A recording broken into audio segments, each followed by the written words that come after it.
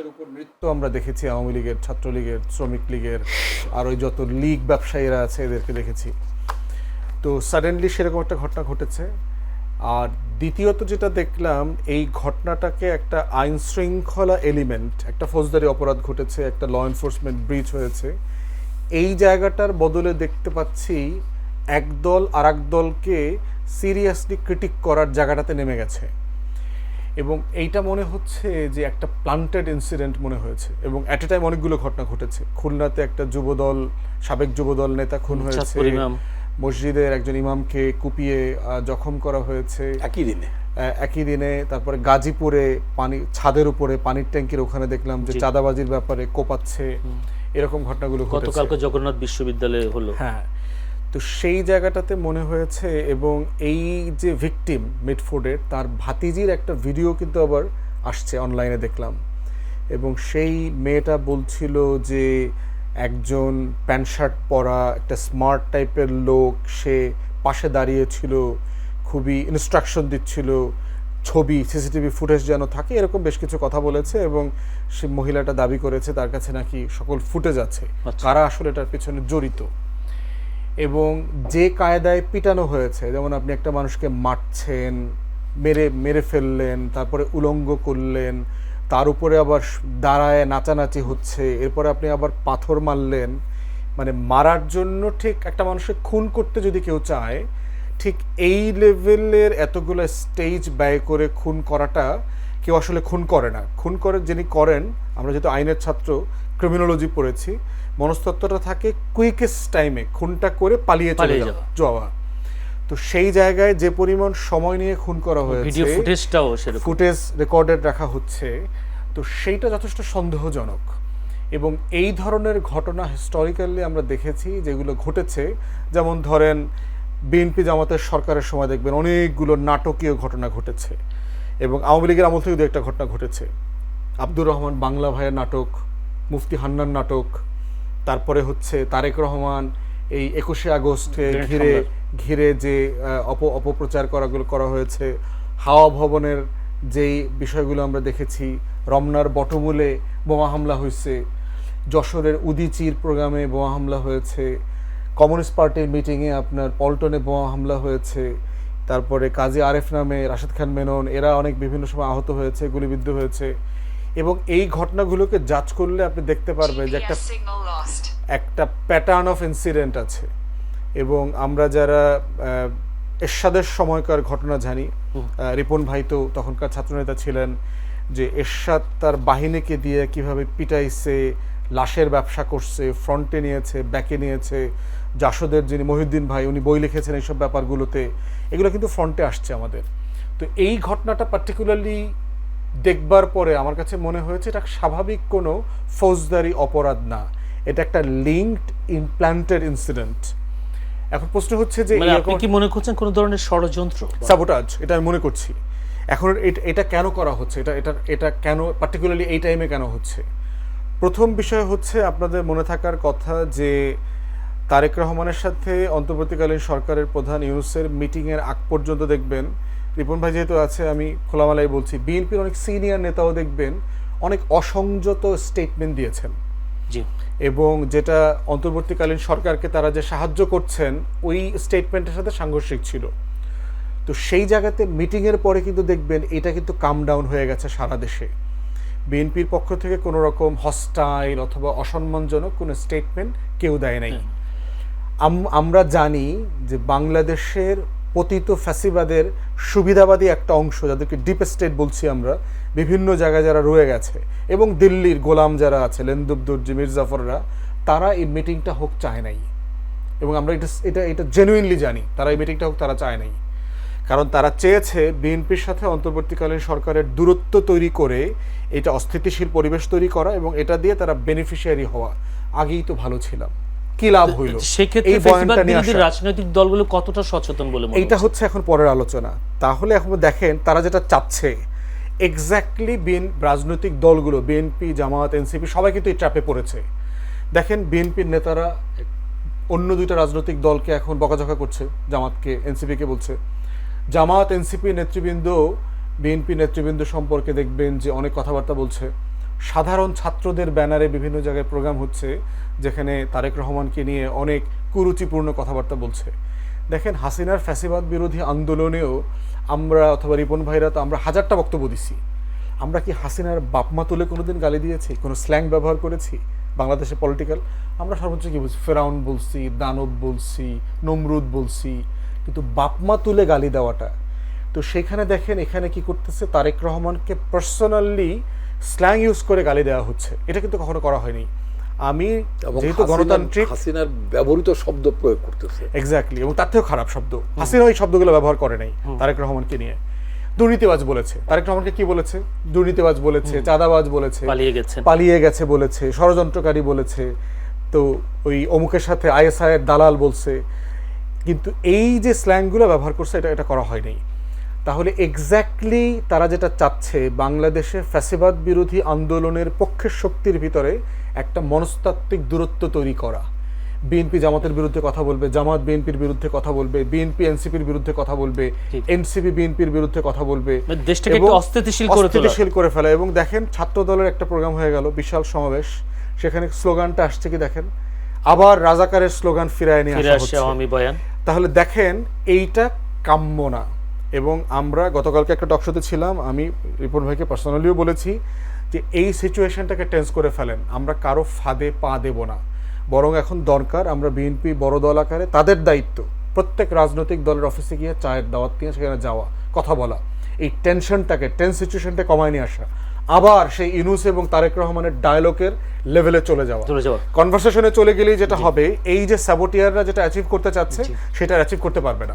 ধন্যবাদ। Political পার্টিগুলো genuine কম্পিটিশনের মধ্য দিয়ে আপনার পদ পদবি পাওয়া, ক্ষমতায় যাওয়া, এমপি মন্ত্রী হওয়া, এই অনেকগুলো আকাঙ্ক্ষা তো আসলে জমে গেছে পাওয়ার পলিটিক্স। স্ট্রাকচারাল পলিটিক্সের যে ডেভেলপমেন্ট সেটা হয় না, পুরো মানে জিনিসটা তো নাই। 16 বছর ধরে দেশে কোনো রাজনীতি ছিল না। আর ফ্যাসিবাদ যেটা করে, জাতীয় চরিত্র নষ্ট করে দেয় মানুষের। কারণ চিন্তা করে দেখেন, গত 16 বছর ধরে আমাদেরকে যতটুকু চিৎকার করে কথা বলতে হয়েছে, যদি আমরা এই পরিমাণ ব্লাড প্রেশার হাই করে, এই হাই ভলিউমে চিৎকার করে কথা না বলতাম, আমরা কিন্তু অনেক শব্দ যেগুলো ব্যবহার করেছি এটা আসলে কখনো করতাম না। এবং চিৎকার করে কথা বলতে বলতে যেটা হয়, আপনি কিন্তু যেখানে চিৎকার করবার প্রয়োজন নাই সেখানেও কিন্তু আপনি চিৎকার করে কথা বলার অভ্যেস হয়ে যায়। এবং এটা আমি আমার বাসার ক্ষেত্রে গেলে বুঝি। আমার বাসার লোকজন আমাকে বলে যে তুমি সাডেনলি টেম্পার্ড হয়ে যাচ্ছ কেন। মানে এটা সে কখনো এক্সপেক্ট করে নাই, যে অথবা যে ল্যাঙ্গুয়েজ ভাষা ব্যবহার করছি, সে বলছে গত 4-5 বছরে তোমার ল্যাঙ্গুয়েজে পরিবর্তন হয়ে গেছে, টেম্পারামেন্টে পরিবর্তন হয়ে গেছে। এখন এটা দায় কি আসলে আমার নিজের? এইটা হাসিনা আমাকে এই টেম্পারমেন্টটা দিয়েছে। তো হাসিনার মতো শেখ পরিবার অথবা আওয়ামী জাতীয় পার্টির যে কার্টেলস, মাফিয়াস, এরা যেটা করেছে, একটা ন্যাশনাল ট্রমা তৈরি করে দিয়ে গেছে, একটা জাতীয় চরিত্র নষ্ট করে দিয়েছে। পুরো জাতিকে সে আপনার মানে এমনভাবে পলিউট করছে, চিন্তায়, কাজে, প্রসেসের ভিতর থেকে ইনস্টিটিউশনগুলোকে ধ্বংস করে দিয়েছে। এইটার আমরা সবাই কালেকটিভ ভিকটিম, আমরা সবাই এটা সম্মিলিত শিকার এই বাস্তবতার। এখন সেইখান থেকে কোনো মানে শর্টকাট কোনো এক্সিট নাই, অধৈর্য হয়ে যাব তাই বলে বাস্তবে তাই হবেন। কারণ হচ্ছে যে আপনি কোনো প্রসেসে যখন এন্ড দেখবেন না, সমাধান দেখতে পাবেন না, তখন আপনি কি করবেন? আপনারা দেখবেন কারেন্ট চলে যায়, কারেন্ট চলে যাওয়ার পরে সাডেনলি আমরা কি করি? আমরা ঘামানো শুরু করি, অস্বস্তি ফিল করি। আপনি যদি জামা পরা থাকেন, পাঞ্জাবি পরা থাকেন, সেটা খুলে ফেলেন। খুলে যত কম কাপড় পরে ফ্যানের নিচে বসা যায় অথবা খোলা জানলার পাশে বসা যায়, দরজার পাশে বসা যায়, চেষ্টা করবেন। এখন বাস্তবতা হচ্ছে কারেন্ট চলে গেছে, আপনার দক্ষিণা বাতাস বন্ধ, প্রচণ্ড গুমোট আবহাওয়া আছে, আপনার দরজা বন্ধ, জানলা বন্ধ, এবং এমন একটা জায়গায় বসে আছেন যেখানে বলা আছে ওই চেয়ারটাতে বসলে কোট টাই খোলা যাবে না। হাসিনা আমাদেরকে যে এনভায়রনমেন্টটাতে রেখেছে আর কি, এটা নাম হলো সাফোকেটিং এনভায়রনমেন্ট। এই সাফোকেশনের মধ্যে পুরো একটা জাতি গত 16 বছর আবদ্ধ ছিল। এখন সেই জায়গাতে কিন্তু আমাদের সবার বিহেভিয়ারাল প্রবলেম আছে। এবং এই বাস্তবতাটা যেটা হয়েছে, সাডেনলি আমি সবকিছুর ভিতরে আমি আওয়ামী লীগ দেখি। এই জন্য যেটা হয়, আপনি দেখবেন যে একটা কালেকটিভ ট্রমার বৈশিষ্ট্য হচ্ছে যে কোনো স্যাবোটাজ, যেমন আপনারা গণমাধ্যমে প্রশ্ন করবেন, 2টা বিশৃঙ্খল ঘটনা ঘটেছে, এই মনে হয় আইন শৃঙ্খলা পরিস্থিতি ব্রেকডাউন করলো, এই মনে হয় মব জাস্টিসের দেশ ভরে গেছে, এই মনে হয় সাডেনলি আমরা উগান্ডা হয়ে গেলাম, এই মনে হয় এইটা হয়েছে, ওইটা হয়েছে, এই মনে হয় হাসিনা ফিরে আসতেছে। এই ট্রমাটা হচ্ছে গ্র্যাজুয়াল প্রসেসে অ্যাড্রেস করতে হবে। এই জন্য আগে যেটা বলেছে, এটা রেজলিউশন হচ্ছে কম্পিটিটিং পার্টিস যারা আছে, পলিটিক্যাল পার্টি, তাদের আচরণে সংযত হইতে হবে। বিএনপির সমালোচনা করা শতভাগ ন্যায্য, তারেক রহমানের সমালোচনা করা শতভাগ ন্যায্য, কিন্তু তারেক রহমানের সমালোচনা কোনটা? তাকে গালি দেওয়া, না তার বক্তব্যে তার আর্গুমেন্ট, তার যুক্তিকে খণ্ডন করা? একটা হইল ডেমোক্রেসি, আর একটা হইল অভদ্রতা। তো সেই জায়গাটাতে আমাদেরকে বর্ডারটা টানতে হবে, সীমানা টানতে হবে। আমি রিপন ভাইয়ের সাথে তর্ক করব, আলাপ করব, দ্বিমত করব, সবই করব, কিন্তু আমি ওনার বাপ মা তুলে তো কথা বলতে পারবো না। এইটা তো মানে বিয়ন্ড দ্য লিমিট। তো সেই জায়গাতে আমার কাছে মনে হচ্ছে রাজনৈতিক দলগুলোর ভিতরে নিজের ভিতরে বোঝাপড়াটা দরকার, চা খাওয়া বসা দরকার। তারেক রহমান এবং প্রয়োজনীয় প্রফেসর ইউনূসের সাথে আবার একটা মিটিং দরকার। এরকম একটা মিটিং হলে যেটা হবে, ওই যে সাবোটিয়াররা ডিপ স্টেট যেখানে যেখানে ইলেকশন ইঞ্জিনিয়ারিং করবে, আওয়ামী লীগ পুনর্বাসনের রাজনীতি করবে, বাংলাদেশের দলগুলোর ভিতরে ক্যাওয়াস লাগায় 111-এর মতো মার্শাল ল জারি করবে, বাংলাদেশে অনেক মানে ক্রিমিনাল মাফিয়া দর্জি যারা আছে, লেন্দুব দর্জি, তারা মার্শাল ল কীভাবে জারি করতে হয়, কীভাবে আর একটা 111 করা যায়, সংবিধান কিভাবে সাসপেন্ড হবে, এইগুলোর আলোচনাও বিভিন্ন মহলে অলরেডি চলছে। অতএব সেই জায়গাটাতে রাজনৈতিক দলগুলোকে মাথায় রাখতে হবে, জাতীয় শত্রু মিত্র প্রশ্নে আমরা কেউ কারোর শত্রু না। বিএনপি জামাতের শত্রু না, জামাত এনসিপির শত্রু না, এনসিপি বিএনপির শত্রু না। এই জায়গাটা খুব পরিষ্কার থাকতে হবে আমাদের ভিতরে। আমরা রাজনৈতিক প্রতিদ্বন্দ্বী আর জাতীয় শত্রু ডিফারেন্ট জিনিস।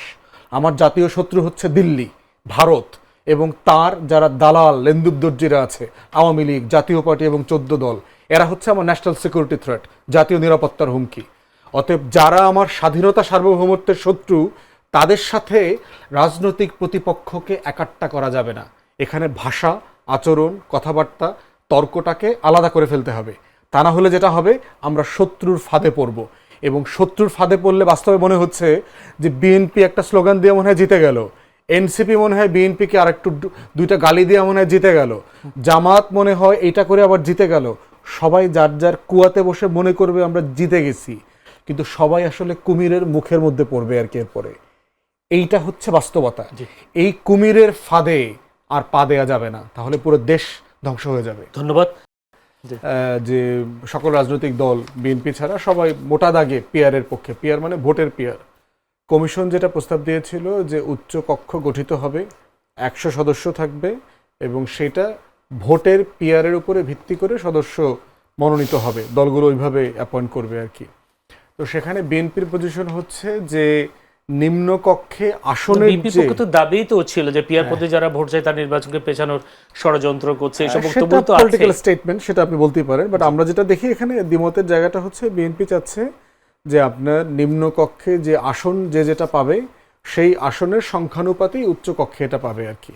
এই জায়গাটাতে হচ্ছে বিরোধ আর কি। নীতিগতভাবে সব রাজনৈতিক দল কিন্তু উচ্চকক্ষের পক্ষে, সব রাজনৈতিক দল, এবং সদস্য সংখ্যা 100 হবে সেটার। কিন্তু যেটা হচ্ছে যে এটা গঠিত কিভাবে হবে এবং তার কাজ কি হবে, এই দুইটা প্রশ্নে বিএনপির সাথে অন্যান্য রাজনৈতিক দলের মোটামুটি ঠিক বিপরীত মেরুর বাস্তবতা বিরাজ করছে। যে বিএনপির পজিশন হচ্ছে সে কোনোভাবেই সরাসরি ভোটের পিয়ারে উচ্চকক্ষ নির্বাচিত হোক, সেটা সে চাচ্ছে না। তার পজিশন, পলিটিক্যাল পজিশন এখানে। আর দ্বিতীয়ত হচ্ছে সে চাচ্ছে যে কোনো বিল, কোনো প্রস্তাবনা সেটা 1 মাসের বেশি অথবা সর্বোচ্চ 2 মাস পর্যন্ত যেতে পারে, এই উচ্চকক্ষ আটকে থাকতে পারবে না, এটা অটোমেটিক নিম্নকক্ষে চলে যাবে এবং পাশ হয়ে যাবে। বিএনপির একটা পজিশন হচ্ছে বাজেট উচ্চকক্ষে পেশ হবে না। আর একটা হচ্ছে সংবিধান সংশোধনের ব্যাপারে তাদের একটা রিজার্ভেশন আছে, তারা নিম্নকক্ষে 2/3 প্লাস গণভোটের ব্যাপারে বলে দিয়েছে, উচ্চকক্ষের এখানে কোনো অংশগ্রহণ জরুরি না, তারা ফিল করছে আর কি।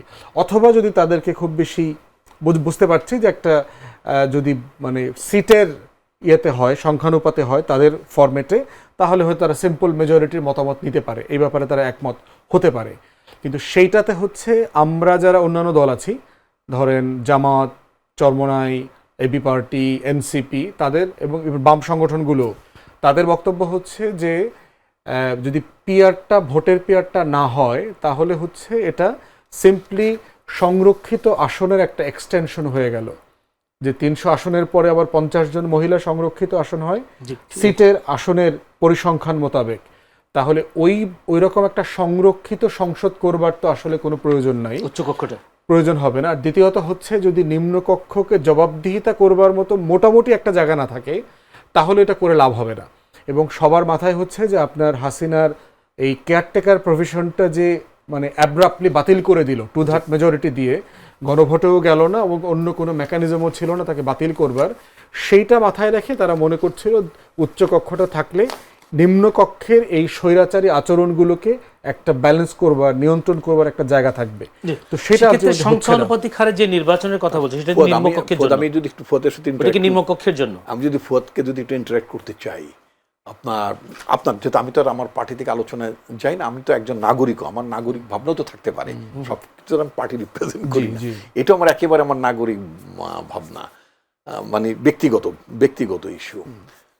সিনেট যদি থাকেও, যদি ফাইনালি এই দেশে, ছোট দেশে, আমি পার্সোনাল অপিনিয়ন, আমার দল সিনেটের পক্ষে। সিনেট মানে উচ্চকক্ষ, মানে এটার নাম কি হবে আমি জানি না। আমি ব্যক্তিগতভাবে এই দেশে একটা উচ্চ কক্ষের প্রয়োজন আছে বলে আমি ব্যক্তিগতভাবে মনে করি না, গেল এটা আলাদা ইস্যু। দ্বিতীয়ত যদি থাকেই তাহলে উনি যেটা বললেন একটা এক্সটেন্ডেড সংরক্ষিত আসনের ব্যবস্থা বা এসবের দিকে না, যে আপনারা কি ডাইরেক্ট আমেরিকার মতো ওখানকার সিনেটররা কি ইলেকশন করে আসে না? তো ইলেকশন করে আসতে বলেন। আচ্ছা, দুইটা উত্তর দিই।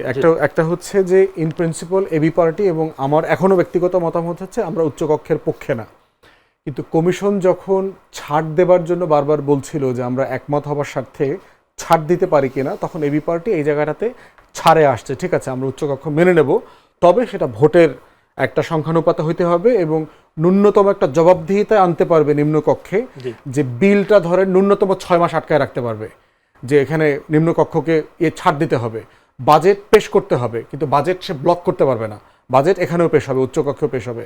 আর সংবিধান সংশোধনের ব্যাপারে 2/3 মেজরিটি এখানে লাগবে, বাকিটার মতামত ওখানে থাকবে। এইটা না থাকলে আলটিমেটলি এটার কোনো দন্থ নখরহীন একটা ক্ষমতাবিহীন একটা উচ্চকক্ষ হবে। 100 প্লট ফ্ল্যাট রাজুকের, 100 ট্যাক্স ফ্রি গাড়ি, 5 কোটি 10 কোটি 20 কোটি টাকা করে থোক বরাদ্দ প্রতি বছর, এই লুটপাট এবং রাজনৈতিক পুনর্বাসনে যাবে সেখানে। একটা কাজ করে দেন, সিনেটর যারা উচ্চ কক্ষের সদস্যদের ওইটা প্রস্তাবটা দেন। আচ্ছা, এই প্রস্তাবটা আছে না, ওদের জন্য কোনো থোক বরাদ্দ না থাকে।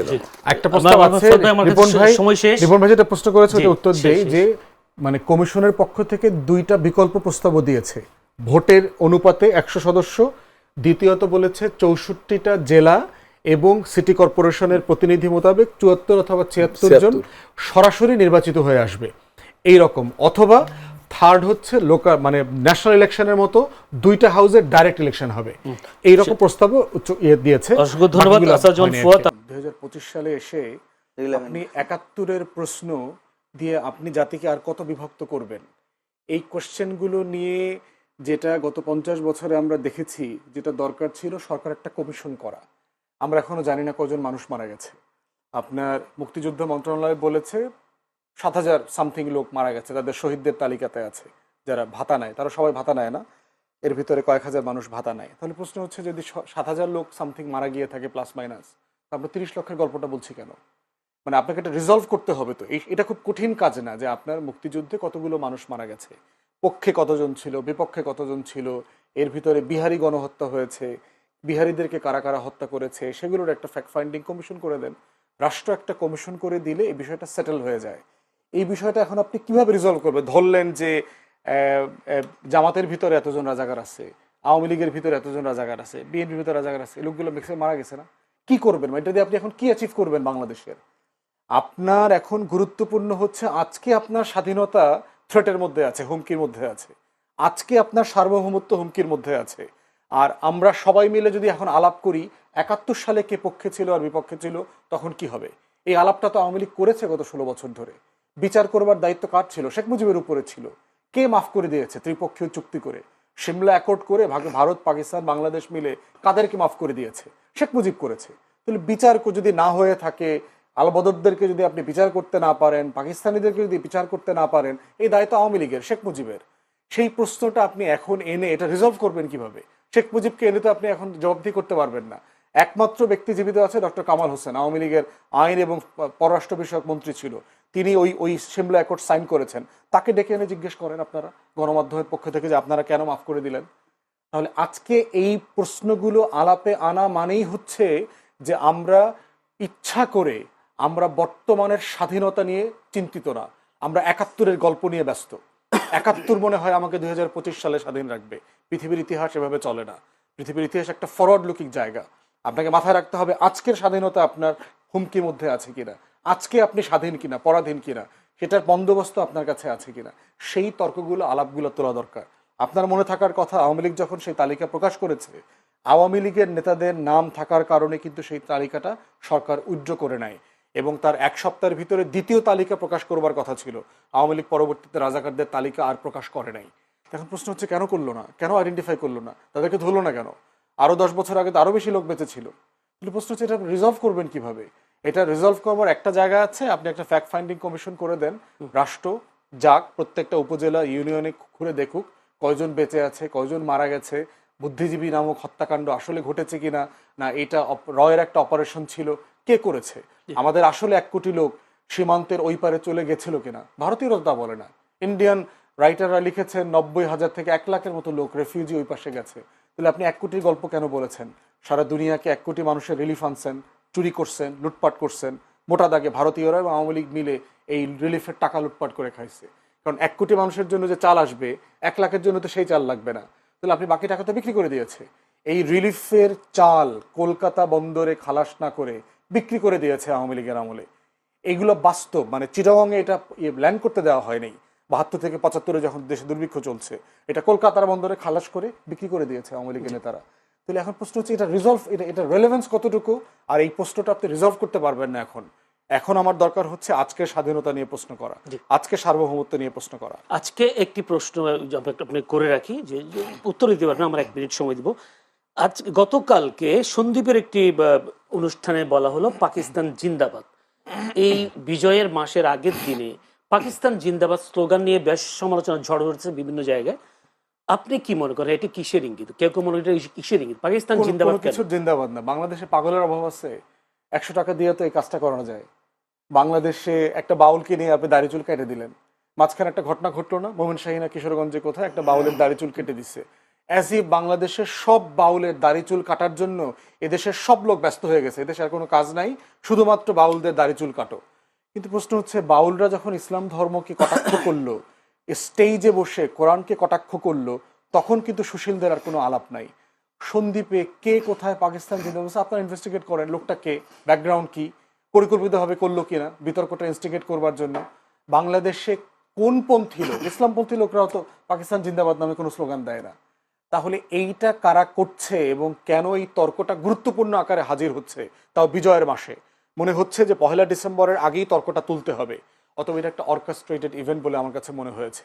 এবং আপনি দেখবেন এই যে একজন পাগল লোককে আপনার পুরা মেরে ফেলছে এই মানিকগঞ্জ না মুন্সিগঞ্জের দিকে, মূল ঘটনা বাদ দিয়ে মূল ঘটনাটা যেটা প্রকাশ করা হয়েছে আসল বাস্তবতা তো সেটা না। তো এই প্রত্যেকটা ঘটনার পিছনে মনে হচ্ছে পরিকল্পিতভাবে তর্ক উস্কে দেওয়া হচ্ছে এবং তর্কগুলো গণমাধ্যম এমনভাবে কাভার করছে মনে হচ্ছে এটাই মূলধারার তর্ক। বাংলাদেশের সব মানুষ পাকিস্তান জিন্দাবাদ স্লোগান দেওয়া শুরু করেছে, আসলে বাস্তবতা তো সেটা না, কিছুই হয়নি। গণ অভ্যুত্থানের পরে যে কি ঘটেছে তার ব্যাপারে জাতিসংঘের মানবাধিকার দপ্তর থেকে একটা বিস্তারিত 114 পৃষ্ঠার একটা রিপোর্ট দেখে বলা হয়েছে। এবং আওয়ামী লীগের 6 সপ্তাহের যে আমলনামা, এই আমলনামার বাইরে তো আরও অনেক আমলনামা আছে। তার ভিতরে 2টা আমলনামা গতকালকে প্রকাশিত হয়েছে, যে পিলখানা গণহত্যার সাথে আমার প্রত্যেকটা বাহিনীকে আন্ডারমাইন করবার জন্য ভারত এবং আওয়ামী লীগ একসাথে মিলে কাজ করেছে। এইরকম একটা জাতীয় নিরাপত্তার হুমকি কোনো সংগঠন কোনো দেশে রাজনীতি নির্বাচন করতে পারে না। পৃথিবীর কোনো গণতান্ত্রিক রাষ্ট্রে এটা অ্যালাউ করা হয় না। এবং আজকে যেহেতু সময় কভার করবে না, পৃথিবীর বহু দেশ আছে, নাৎসিদেরকে, ফ্যাসিস্টদেরকে তো ইউরোপ তো গণতান্ত্রিক রাষ্ট্র, কই হিটলারের চিহ্ন পর্যন্ত, হিটলারের একটা ব্যাচ পড়লে আপনাকে জেলে যেতে হবে, আপনি হিটলারকে প্রশংসা করে একটা গান গাইলে পর্যন্ত আপনাকে জেলে যেতে হবে। তো সেখানে গণহত্যার দায়ে অভিযুক্ত দলের নেতারা এবং জাতীয় নিরাপত্তার হুমকি এমন দলগুলো যারা দিল্লির গোলামি করেছে, বাংলাদেশের স্বাধীনতা সার্বভৌমত্বকে আন্ডারমাইন করেছে, তাদের রাজনীতি নির্বাচন করবার কোনো নৈতিক এবং রাজনৈতিক অধিকার নাই, থাকতে পারে না। দেশে বিদেশে আপনার এই বিচার নিয়ে কোনো মহল এখন পর্যন্ত কোনো উদ্বিগ্ন কনসার্ন শো করে নাই। জাতিসংঘ থেকে শুরু করে মানবাধিকার সংগঠনগুলো তাদের একমাত্র কনসার্নের জায়গা হচ্ছে মৃত্যুদণ্ড। এটা ডিফারেন্ট দার্শনিক প্রস্তাবনা, এটা যার যার বিভিন্ন দেশের বিভিন্ন ফরম্যাট আছে, তারা মনে করে যে এই ধরনের থাকবে কি থাকবে না সেটা অন্য আলোচনা। কিন্তু বিচারিক প্রক্রিয়া নিয়ে পৃথিবীতে দেশি বিদেশি কোনো পক্ষ বলে নাই যে এখানে কোনো রকম প্রসিডিউরাল ফেলিওর আছে, আন্তর্জাতিক মান লঙ্ঘিত হয়েছে, অথবা যারা আসামি পক্ষ ছিল তাদের অধিকার লঙ্ঘিত হয়েছে, এমন কোনো দাবিকে উত্থাপন করে নাই, যেটা জামাতের নেতাদের বিচারের সময় সারা পৃথিবী এই ট্রাইব্যুনালের সমালোচনা করেছে। অতএব এটা এবং আমিও তো ন্যায্য তো কোনো কিছু দেখতে পাচ্ছি না যে কোথায় এখানে ষড়যন্ত্র হয়েছে। তারা তো অংশগ্রহণও করে নাই। যদি আওয়ামী লীগের প্রতি সাহস থাকতো তারা ফেস করতো। আর এভিডেন্স এত ভিভিড, ডিজিটাল এভিডেন্স তো ফরেন্সিক্যালি প্রমাণ করা হয়েছে। বিবিসি, আল জাজিরা সবাই হাসিনার কণ্ঠ চেক করে বলেছে এটা তার কনভারসেশন। আমরা সবাই শুনেছি সেটা, যে তিনি হত্যার জন্য হুমকি দিচ্ছেন। অতএব সেই জায়গাতে তারপরে কেউ দ্বিমত থাকতে পারে, যারা এটার পক্ষে থাকবেন তারা হয়তো এটার পক্ষে কথা বলবেন না, সেটা অন্য ঘটনা তো সত্য। বিএনপির নেতা ফজলুর রহমান তো তিনি আবার এই বিচার আমার মনে হয় যে ওনাকে নিয়ে আলোচনা করাটা এটা জাস্ট আপনাদের সময় নষ্ট ঠিক হবে। হবে না। মুক্তিযুদ্ধকে কেউ কেউ বিলুপ্ত করবার চেষ্টা করছে, কি বলবেন?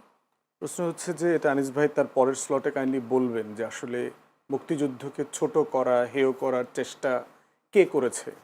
বাংলাদেশের পুরো ইতিহাস জুড়ে যদি দেখেন, মুক্তিযুদ্ধকে সবচেয়ে বেশি ছোট করেছে আওয়ামী লীগ, শেখ মুজিব, শেখ হাসিনা, শেখ পরিবার।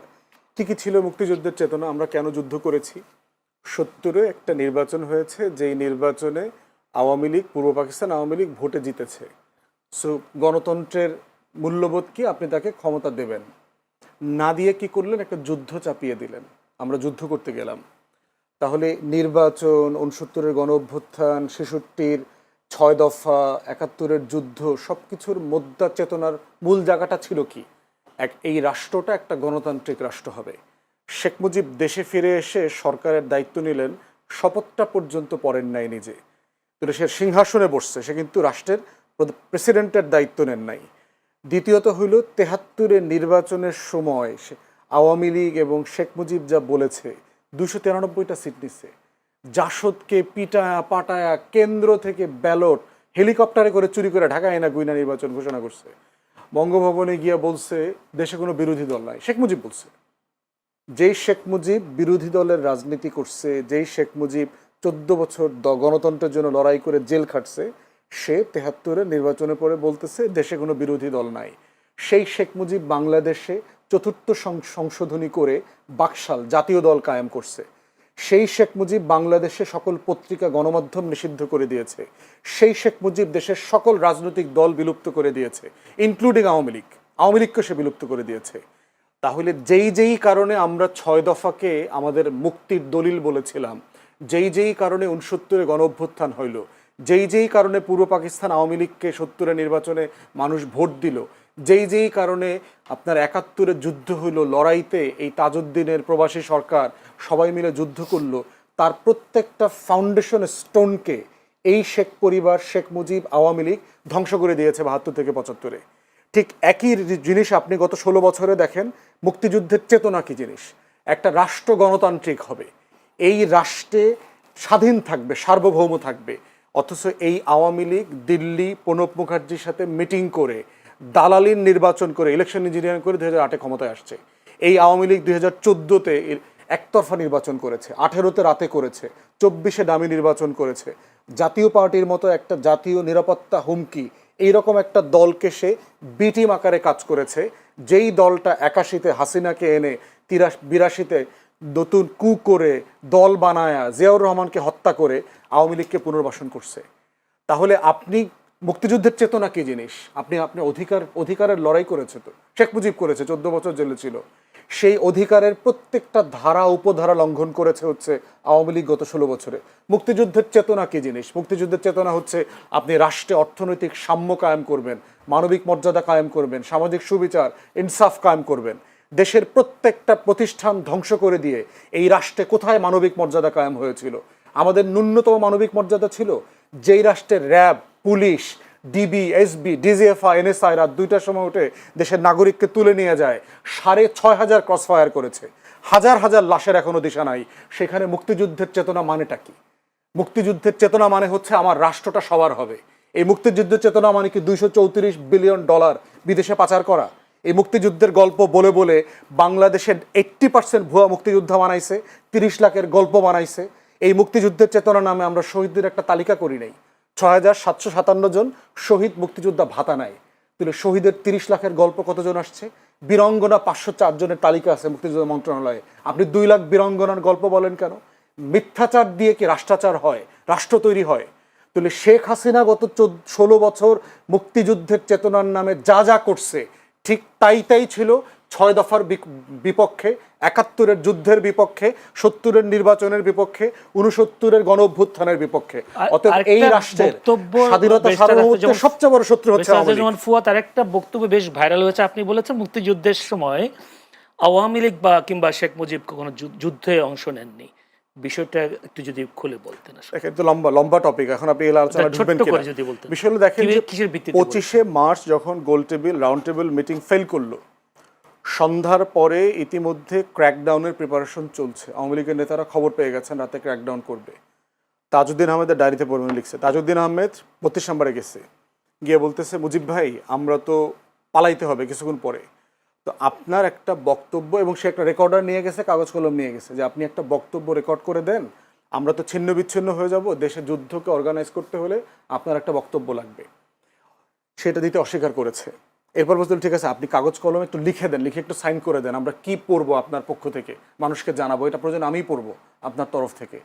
সে বলতেছে আজকে ক্র্যাকডাউন হবে, আমি এটার বিরুদ্ধে প্রতিবাদ করে দিছি অলরেডি, এগুলো মেনে নেব না। 27 তারিখে হরতালের ডাক দিয়েছি, বাসায় গিয়ে নাকে তেল দিয়ে ঘুমা, 27 তারিখ হরতাল হবে। শেখ মুজিব 25 তারিখে পালানোর আগে সে 27 তারিখে হরতালের কর্মসূচি দিয়েছে। অবশ্যই পালিয়েছে। সে ক্যান্টনমেন্টের সাথে অ্যারেঞ্জমেন্ট করেই পালাইছে। ক্যান্টনমেন্ট থেকে গাড়ি আসছে, তার সুটকেস রেডি করে দিয়েছে তার ওয়াইফ, পুরো বর্ণনা আসছে হিস্ট্রির বইগুলোতে দেখেন, সে আসতে পালায় চলে গেছে। তো এই হলো শেখ মুজিবের যুদ্ধ। পরবর্তীতে দেখেন তাজউদ্দিন আহমেদের ডায়েরিতে এই কথা লেখা আছে, মুজিব ভাই আপনাকে তো কখনো বলতে পারলাম না যুদ্ধটা আমরা কিভাবে করেছি, কিভাবে অর্গানাইজ করেছি। শেখ মুজিব মুক্তিযুদ্ধের গল্প কোনোদিন 71-এর প্রবাসী সরকারকে ডেকে এনে জিজ্ঞেস করেন নাই, কোনোদিন জানতে চান নাই। বহুবার তাকে বলা হয়েছে, সে কোনোদিন মুজিবনগরে যায় নাই। তাজউদ্দিন আহমেদ বারবার রিকোয়েস্ট করছেন, বহুবার বলা হয়েছে যে আসেন মুজিব ভাই একটু আপনি বৈদ্যনাথ তলাটা দেখে আসেন, আমরা ওই পার থেকে পালায় এসে কিভাবে একটা মঞ্চ করে স্বাধীনতার ঘোষণাপত্র দিলাম, আপনাকে রাষ্ট্রপতি ঘোষণা করলাম, এটা তো আপনাকে দেখতে হবে। কোনোদিন যায় নাই সেখানে। অতএব সেই বাস্তবতায় দেখতে হবে যুদ্ধটা কারা অর্গানাইজ করছে। যুদ্ধ অবশ্যই তাজউদ্দিন আহমেদের নেতৃত্বে, বাকি যারা পালিয়ে গেছেন ভারতের সহায়তায়, এবং এই ব্যাপারে দ্বিমত আছে যে আমাদের প্রবাসী সরকার করাটা ভারতে ঠিক হয়েছে কিনা। সেক্টর কমান্ডাররা কিন্তু রাজি ছিলেন না। জেনারেল ওসমানী থেকে সবাই বলেছেন যে আমরা চিটাগং হিল ট্র্যাক্সে করব। আমরা কিছু আনিস ভাইকে শুরুতে যেটা জিজ্ঞেস করেছি এটা উনি 2 মিনিট হুমকি আকারে নিয়েছেন। আমি যেটা বলেছি যে আপনি দ্বিমত প্রকাশ করার কারণে আপনাকে কেউ হুমকি দিচ্ছে কিনা এটা আমি জানতে চাই, কারণ এটা আমিও প্রতিবাদ করব। তো আনিস ভাইয়ের অলমোস্ট সব কথার সাথে আমার দ্বিমত আছে। একটা যেটা চাঁদাবাজির কথা বলছেন, এটা জেনুইন কথা, ফেব্রুয়ারিতে ভোট হওয়া উচিত, এটার সাথে একমত। আমার দল ফেব্রুয়ারিতে নির্বাচনে যাবে। বাকি অলমোস্ট সব কথাই হচ্ছে আমি আওয়ামী লীগের 16 বছরের বয়ানের একটা রিজেম্বলেন্স দেখলাম আর কি, এবং যেটার সাথে আমি রেসপেক্টফুলি ওনার সাথে দ্বিমত করছি। প্রশ্ন কথা হচ্ছে দেখবেন যে যখনই আমরা আমাদের আজাদির লড়াইটাকে দিল্লির আধিপত্যবাদের বিরুদ্ধে নেই, এবং গণ অভ্যুত্থান যে দিল্লির আধিপত্যবাদের বিরুদ্ধে একটা লড়াই, একটা জনগণের মানে প্রচণ্ড রকম স্বতঃস্ফূর্ত প্রতিবাদ, এইটাকে আনিস ভাইরা মেনে নিতে পারছেন না। এবং ওনারা দেখবেন একটা অভিযোগ করেন প্রায় যে আমরা এইটাকে 71-এর মুখোমুখি করছি, এটাকে আমরা 47 মনে করতেছি। আপনি জেনারেল আপনি ইন্টারভিউ করেন না। আমি তো গ্রামে গত 1 সপ্তাহ গ্রামে কাটায় আসলাম, আমাদের গ্রামে যাওয়ার জন্য বলছে, কারেক্ট অ্যাডভাইস, রেগুলার যাচ্ছি, এবং ওনাদের থেকে গ্রামে গঞ্জে সাধারণ মানুষ চরে টরে গিয়ে টিয়ে সব জায়গাতে কথাবার্তা বলছি। গ্রামের মানুষদের ভিতরে কি আসলে এই জিনিসগুলো এইভাবে কাজ করে? এভাবে কাজ করে না তো। ওনারা বাংলাদেশকে এইভাবে দেখে না। আওয়ামী লীগের চোখ দিয়ে বাংলাদেশকে যেভাবে দেখা হচ্ছে, দেশের মানুষ বাংলাদেশকে এইভাবে দেখেন না। অতএব সেই জায়গাতে দিল্লির আধিপত্যবাদের বিরুদ্ধে লড়াইয়ের কথা বললেই 71-কে ছোট করা হয়। শেখ মুজিবের গ্লোরিয়াস পিরিয়ডের কথাও তো বললাম, 14 বছর গণতন্ত্রের জন্য লড়াই করেছেন, কিন্তু উনি শেষের জীবনের যে 3.5 বছর যা করেছেন, হিস্টোরিক্যাল রেকর্ড, যে উনি তো এগুলো করেছেন। এখন প্রশ্ন হচ্ছে তাহলে কি ওনার আগের মহত্ব শেষ হয়ে গেছে? না, আগের মহত্ব আগের জায়গাতে আছে, কিন্তু শেষে যা ক্ষতি করেছেন রাষ্ট্রের, সেটাও আমাকে বলতে হবে। রাষ্ট্রের দায়টা এরকম, কারণ কোনো রাজনৈতিক নেতাকে আমরা নবী মনে করি না। আপনি তার প্রশংসা করছেন, কিন্তু তার স্বাধীনতায় সে অবদান সেটাই স্বীকার করেন না, তার কি বাকিগুলো কি দরকার নাই? অবদান হচ্ছে যে এটা তো ফ্যাক্টস। আমি তো বইয়ের রেফারেন্স দিলাম, মুক্তিযুদ্ধের প্রধান মানে সংগঠক তাজউদ্দিন আহমেদের লেখা থেকে বললাম। এখন তার লেখা যদি আপনার যার ডায়েরি মনে হয়, আপনি ছোটবেলায় আপনার চাচার কাছ থেকে কি শুনেছেন, এটা বেশি গুরুত্বপূর্ণ মনে হয়, that's for the listeners and the viewers to ধন্যবাদ ব্যারিস্টার সাজ্জামান ফুয়াদ। আমরা বোধ করছি যে আমার এই 30 লড়াইটাকে এটার সাথে ওটা জাজ করা উচিত না। প্রত্যেকটাই আমার ইতিহাসের গুরুত্বপূর্ণ লড়াই, এবং এই দিল্লির আধিপত্যবাদের বিরুদ্ধে যে লড়াই, এই লড়াইটা আমাদের লড়াইয়ের জায়গা থেকে মেনে নেওয়া দরকার। কেউ বলে নাই, জুলাই অভ্যুত্থানের কোনো ব্যক্তি বলে নাই যে তারা ৭১কে ছোট করে দেখতে চায়, তারা ৪৭ অস্বীকার করে, তারা শেখ মুজিবকে অস্বীকার করছে, ভাসানীকে অস্বীকার করছে, কেউ বলছে না। আবার তারা এটাও বলছে না যে অমুকের থেকে বড় নেতা। সব নেতার অবদান যেমন আছে, তার রাজনৈতিক ইতিহাসের ভুলও আছে, দুটোই একসাথে বলতে হবে। আওয়ামী লীগের কোনো ভবিষ্যৎ নাই, এইটা অনেকেই বলার চেষ্টা করে যে শেখ মুজিবের মতো একটা এরকম একটা মর্মান্তিক ঘটনা ৭৫-এ হওয়ার পরেও তো আওয়ামী লীগ ফিরে আসছে, এবার কেন পারবে না? অনেকগুলো কারণে পারবে না। ওই যেটা বললাম, একটা হচ্ছে যে শেখ মুজিব সপরিবারে এবং এই রাষ্ট্রের সাথে সম্পর্ক নাই এমন অনেক নিরপরাধ সদস্য সহ সেদিন খুন হয়েছিলেন, এবং তিনি তার বাসায় ছিলেন, দেশের ভিতরে ছিলেন, তিনি কোথাও পালিয়ে যাবার চেষ্টা করেন নাই। অতএব এই জিনিসটা যেভাবে একটা তো ক্ষোভের জায়গা ছিল, মানুষ খুশি হয়েছে, ট্যাঙ্কে নৃত্য করেছে, জাসদ আমি যদি এই আলোচনার বাইরে যেটা বলছি, মানুষ তো এটাকে একটা নিরপরাধ অনেক সদস্যের খুন আকারেও দেখেছে। অতএব সেই জায়গায় যে ন্যূনতম সমবেদনার জায়গা ছিল, সহানুভূতির জায়গাটা ছিল, সেটা রিগেইন করা গেছে, সেটা আবার ফিরে পাওয়া গেছে। দ্বিতীয়ত হচ্ছে যেটা শেখ হাসিনার ক্ষেত্রে প্রযোজ্য না, তিনি পালিয়েছে, সচেতনভাবে পালিয়েছে এবং দিল্লিতে পালিয়ে গেছে। দ্বিতীয়ত হচ্ছে যে আপনার স্বাধীনতা যুদ্ধের পরে শেখ মুজিব এবং আওয়ামী লীগের প্রতি, দেশের মানুষের প্রতি কিন্তু একটা শ্রদ্ধা ভালোবাসার একটা জায়গা অবশিষ্ট ছিল এত অন্যায়ের পরেও। মুক্তিযুদ্ধটা তখন অনেক ফ্রেশ, কিন্তু এখন শেখ হাসিনার ব্যাপারে, আওয়ামী লীগের ব্যাপারে মানুষের যত মেমোরি, এর ভিতরে কোনো ইতিবাচকতা নাই। থার্ড হচ্ছে শেখ মুজিবের পুরো আমলের সময়টা কিন্তু অ্যানালগ জমানা ছিল। আপনার গণকণ্ঠের পত্রিকা, হক কথা, মাওলানা ভাসানীর পত্রিকা, জাসদের পত্রিকা, কোনো দিন পুলিশ গিয়ে পুরো পাবলিকেশন থেকে সকালবেলা পোড়ায় দিত। সারা দেশের মানুষ কিচ্ছু জানতো না যে আজকে সরকার বিরোধী কি বক্তব্য কে কোথায় দিয়েছে। কিন্তু আজকে এমন একটা জমানায় আমরা বাস করছি, আজ থেকে ১০০ বছর পরেও জুলাই আগস্ট যখন আসবে, লক্ষ লক্ষ ভিডিও আপনার ফেসবুকে, ইউটিউবে পপ আপ করবে। আপনি দেখবেন সেদিন কি হয়েছে, লাইভ দেখেছে মানুষ, গণহত্যা লাইভ দেখেছে। আর জাসদের উপরে যে গণহত্যা, গুম খুন হয়েছে, তার কোনো লাইভ ভিডিও নাই। অতএব মেমোরির এমন একটা জায়গা, স্মৃতির এমন একটা জায়গায় ইনভলভ হয়ে আছে, যেটা বাংলাদেশের তরুণরা আগামী ৪০-৫০ বছর পর্যন্ত মনে রাখবে। কারণ ৮, ৯, ১০, ১২ বছরের ছেলেমেয়েরা পর্যন্ত রাস্তায় ছিল। এই যে স্মৃতি, এই স্মৃতিটা আপনার হারিয়ে যাবার সুযোগ নাই। জি, এরপরে আমি একটু নির্বাচনের দিকে আসি, আমি যাচ্ছি আর শেষ করে ফেলি। শেখ মুজিবের পরিবারের সদস্য ছিল এমন লোক যারা রাজনীতি সচেতন ছিল এবং রাজনীতির হাল ধরতে পেরেছে। ধরেন হাসিনা ইডেন কলেজে ছাত্রলীগের রাজনীতি করেছে, বাবাকে সারাদিন দেখেছে পলিটিক্স করতে।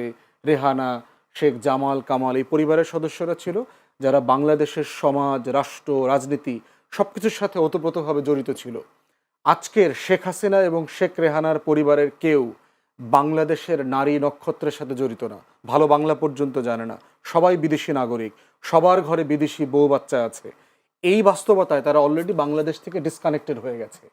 এই রিয়েলিটিগুলো বিবেচনা করলে আওয়ামী লীগের হাল ধরার যে বংশধারা লাগবে, যে লিনেজ দরকার, সেই লিনিয়েজ আর তার অবশিষ্ট নাই, তার পলিটিক্সের হাল ধরা। ধন্যবাদ। আমি একটা বিষয়ে আপনাকে প্রশ্ন করতে, সেটা হচ্ছে জামায়াতের আমির ডাক্তার শফিকুর রহমান আজকে বলেছেন, তিনি আশঙ্কা করা হচ্ছে আগামী নির্বাচনে কেউ গাছে কাঁঠাল রেখে গোপে তেল দিচ্ছেন, মাসল আর ব্যাকমানির মাধ্যমে অন্যের ভোট হাইজ্যাক করবেন। আমার প্রশ্ন হচ্ছে, তিনি এই আশঙ্কা কেন করছেন যে জুলাই অভ্যুত্থানের পরও কি মানুষ মাসল আর ব্যাকমানির মাধ্যমে কি ভোট গ্রহণ করতে পারবেন, বা ভোট চুরি করার সুযোগ কি থাকবে?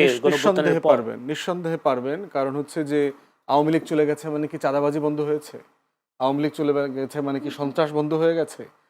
আমার এলাকার কথা বলি, আমার এলাকাতে বালুর, তারপরে ইটের ভাটার ব্যবসা করে এমন ব্যবসায়ীরা আমাকে বলেছে, ওই যে আপনার ট্রলারে ফিট বালু সমত হিসাব করে, ট্রলারে যখন বালু আসে ওখানে আগে দিতে হইতো আপনার 12 টাকা 14 টাকা, এখন দিতে হয় 18 টাকা 19 টাকা প্রতি যে মেজারমেন্ট আছে বালুর ট্রলারে।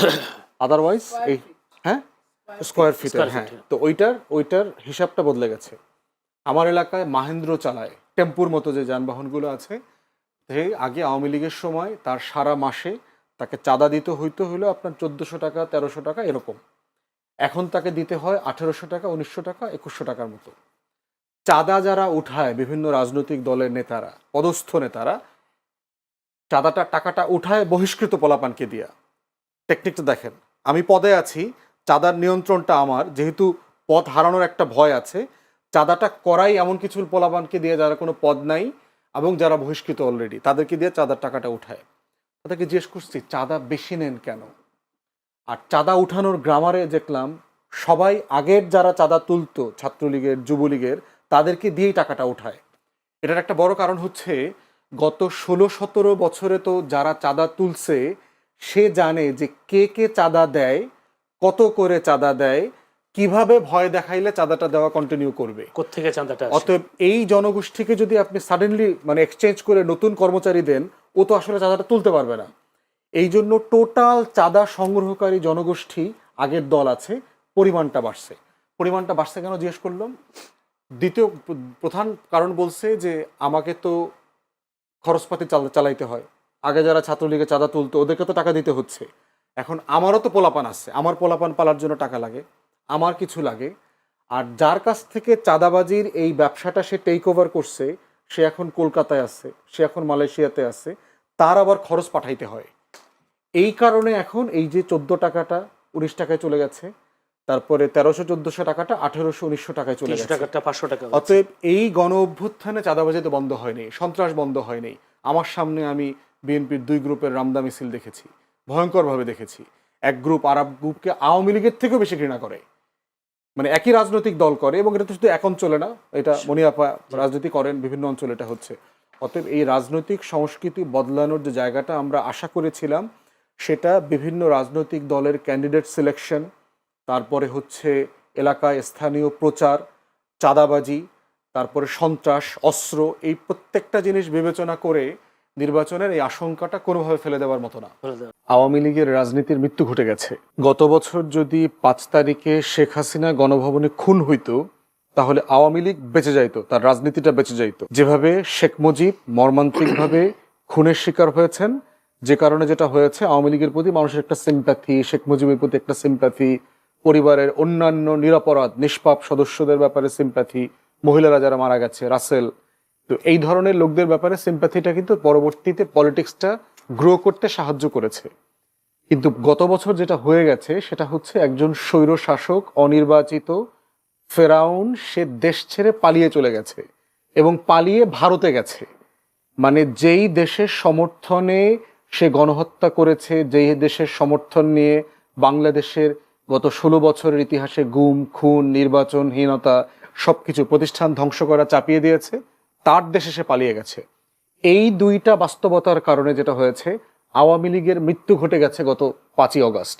এখান থেকে পৃথিবীর ইতিহাস নাই যে এই লেভেলে কোনো স্বৈরাচারের পতনের পরে সে আবার পলিটিক্সে ফিরে আসবে, আবার রাজনীতিতে পুনর্বাসিত হবে, এত এত গণহত্যা করবার পরে। এরশাদের কথা কেউ কেউ বলেন যে এরশাদ স্বৈরাচার ছিল। এরশাদকে দেখলে তো এখন হাসিনার তুলনায় তো আমার আল্লাহর অলি মনে হয় আর কি, এইরকম একটা ভালো মানুষ, আপাদমস্তক। এরশাদকে কেউ একটা বাজে কথা বলতে আমরা কোনোদিন শুনেছি? কথাবার্তায় যথেষ্ট মার্জিত, কাউকে গালাগালি করা, কোনো নেত্রীর ব্যাপারে বাজে কথা বলা, স্ল্যাং ব্যবহার করা কখনো করেন নাই।